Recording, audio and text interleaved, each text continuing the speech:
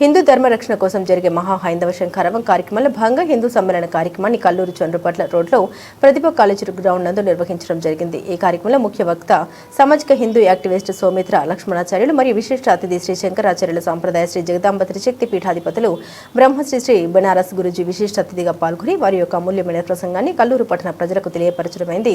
ఈ కార్యక్రమంలో వందలాది హిందువులు, మహిళలు, యువత పాల్గొనడం జరిగింది. ఆదికవి అయినటువంటి ఒక వాల్మీకి మహామునికి ప్రణమిల్లుతూ వేదిక మీద ఉన్నటువంటి స్వామీజీ పాదపద్మములకి హృదయపూర్వకమైనటువంటి ఒక నమస్సుమాంజలు తెలుపుకుంటూ, అదేవిధంగా ఈ కార్యక్రమానికి అధ్యక్షత వహించేటువంటి ఒక దర్గయ్య గారికి కూడా హృదయపూర్వకమైనటువంటి నమస్సుమాంజలు తెలుపుకుంటూ, మాతలారా, తల్లులారా, అయ్యలారా, అన్నలారా, అక్కలారా అందరికీ కూడా సాయంకాలం యొక్క శుభాభినందనలు, చిన్నారులకి శుభాశీస్సులు.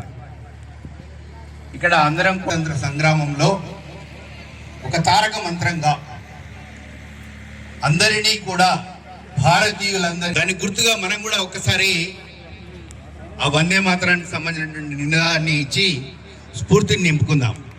వందే వందే వందే మాతరం మాతరం వందే మాతరం మాతరం మాతరం వందే మాతరం మాతరం మాతరం వందే మాతరం. నేను జై శ్రీరామ్ అంటే జై జై శ్రీరామ్ అండి.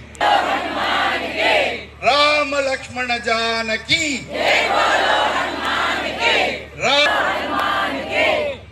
ఇప్పుడు నేను ఒక ప్రశ్న వేస్తున్నానండి. మనం భారతదేశ ధర్మాలని నాశనం చేయటానికి మొట్టమొదటిగా బ్రాహ్మణుల్ని నాశనం చేశారు. అప్పట్లో బ్రాహ్మణుల్ని నాశనం చేస్తే మిమ్మల్ని అందరినీ నాశనం చేయవచ్చు తొందరగా. ఇది పరాయి దేశం వాడు చేసినటువంటి పనులు. తర్వాత మన ఆచారాలు, మన వేదాలు ఇవన్నీ ట్రాష్. బొట్టు పెట్టుకోక్కర్లేదు, బొట్టు తీసేయండి. గాజులు వేసుకోక్కర్లేదు, గాజులు తీసేయండి. చీరలు కట్టక్కర్లేదు, చీరలు తీసేయండి.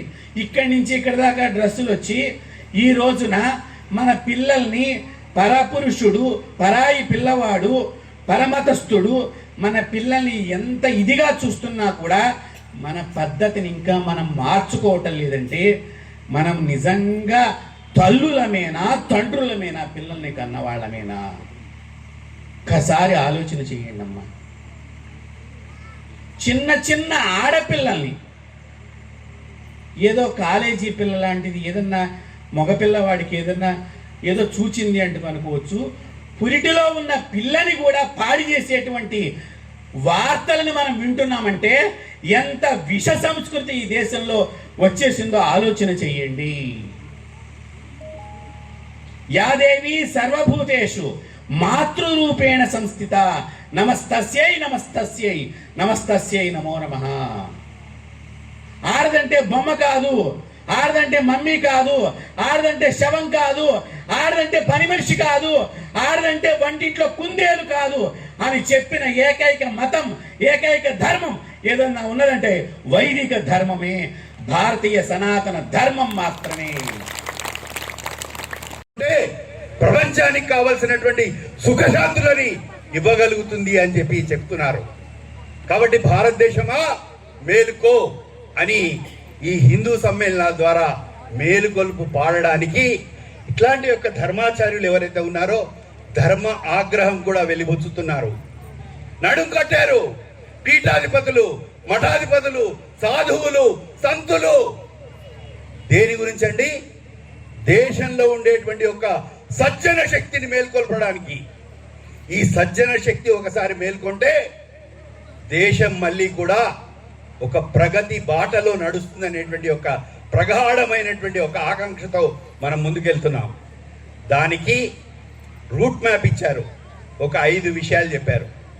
ఆ 5 విషయాల్లో మొట్టమొదటి ఏంటంటే స్వదేశీ, స్వభాష, స్వభూష, అదేవిధంగా పంచపరివర్తనలో భాగంగా సామాజిక సమరసత, పౌర విధులు, పర్యావరణం.